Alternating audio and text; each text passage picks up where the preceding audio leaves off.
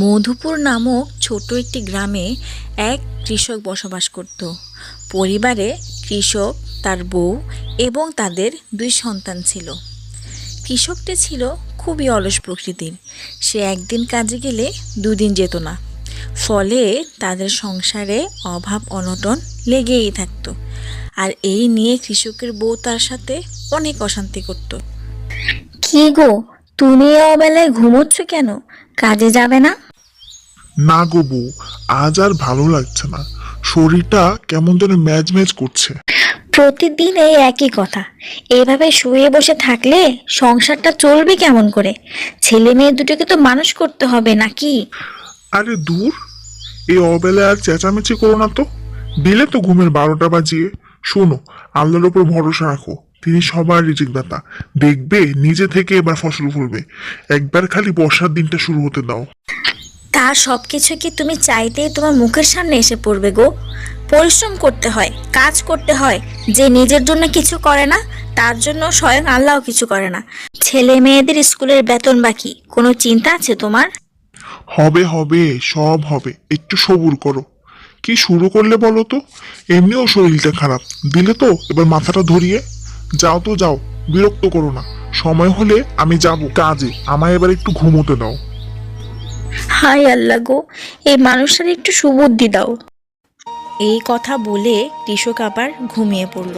আর কৃষকের বউ মন খারাপ করে কাঁদতে কাঁদতে সেখান থেকে চলে গেল। কয়েক সপ্তাহ পর দেখা গেল সেইবার কোনো বৃষ্টি হয়নি।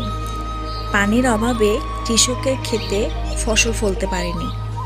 তবে কৃষকের প্রতিবেশীদের, যারা বৃষ্টি না হওয়াতে মোটর চালিয়ে পানি দিয়ে ক্ষেতে সেচ দিয়েছিল, তাদের ভীষণ সুন্দর ফসল হয়েছে এবং তারা সবাই খুবই খুশি ছিল তাদের ফসল নিয়ে।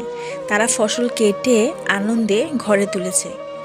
কিন্তু কৃষক, সে কিন্তু মুখ ভার করে সেখানে দাঁড়িয়েই রইল আর আফসোস করতে লাগলো তার কৃতকর্মের জন্য। এই রে, বউ বারবার করে বলেছিল কাজ করতে যেতে। আমি অবহেলা করেছি, অলসতা করেছি, যার কারণে আজকে আমার এই দিন দেখতে হলো। কি মুখ নিয়ে বাড়ি যাবো এবার আমি? কি জবাব দেবো বউয়ের কাছে? হে আল্লাহ, এ কি হয়ে গেল গো আমার? কি রে রফিক, তোর ফসল কই? এভাবে দাঁড়িয়ে আছিস কেন? দেখেছিস, তখন তোকে বারবার বললাম আমাদের সাথে কাজ কর, নিজের জমিতে একটু ফসল ফলা। কিন্তু তুই আজ নয় কাল করে করে আলসেমি করে সময় নষ্ট করলি। এখন আমরা সবাই আমাদের পরিশ্রমের ফসল ঘরে তুললাম, আর তুই এদিকে মন খারাপ করে দেখছিস। ঠিকই বলেছো কাকা, আমার অন্যায় হয়েছে। বউটা আমার কত বললো একটু কাজ করতে, কিন্তু আমি আলসেমি করে শুধু ঝিমাতাম। কি করব এখন? কিভাবে ঘর সংসার চালাবো? এই চিন্তায় তো এখন আমার গলা শুকিয়ে আসছে। যা, কি করবি আর, এখন বাড়ি যা, আর এই ভুল থেকে শিক্ষা নে। হ্যাঁ গো কাকা, অলসতার ফল যে কি ভয়াবহ হয় তা আমি কড়াই গন্ডাই বুঝেছি।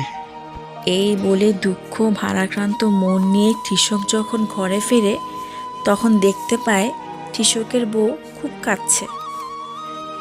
কৃষক এসে কি হয়েছে জিজ্ঞেস করতেই সে বলে উঠল, দেখো না, এ কি হয়ে গেল। খুকির খুব জ্বর এসেছে, ডাক্তার ডাকো শিগগিরই। এ কি, এ তো জ্বরে গা পুড়ে যাচ্ছে। কি হবে এখন? আমার কাছে তো কোনো পয়সা কড়ি নেই। ডাক্তার ডাকবো কিভাবে? বউ, আমায় তুমি মাফ করে দিও গো। এই সব আমার দোষ। আমার কারণে আজ আমাদের এই দিন দেখতে হলো। সারাটা বছর আমি শুয়ে বসে কাটালাম। আমি যদি তখন পরিশ্রম করতাম, এখন আমাদের ঘরেও ফসল আসতো। সেগুলো বেচে আমরা এখন কিছু পয়সা পেতাম। এখন কি হবে গো? এই ঘর আর জমিটা ছাড়া আমাদের তো কোনো সম্বল নাই। খুকির চিকিৎসা করাবো কি দিয়ে? তবে আর কি, এখন এই জমিটা বন্ধক রেখে আগে খুকির চিকিৎসা করাই, পরে দেখা যাবে। এই বলে কৃষক যেই কথা সেই কাজ করলো। অলসতার কারণে জমি বন্ধক রেখে ভীষণ রকমের উচিত শিক্ষা পেল সে। টাকা নিয়ে মেয়ের চিকিৎসা করিয়ে আবার কাজে মন দিল সে। আর কখনো সময় নষ্ট করবে না, সময়ের কাজ সময়ে করবে বলে মনে মনে প্রতিজ্ঞা করলো। এই ছিল আমাদের আজকের গল্পের কৃষকের অলসতার ফল।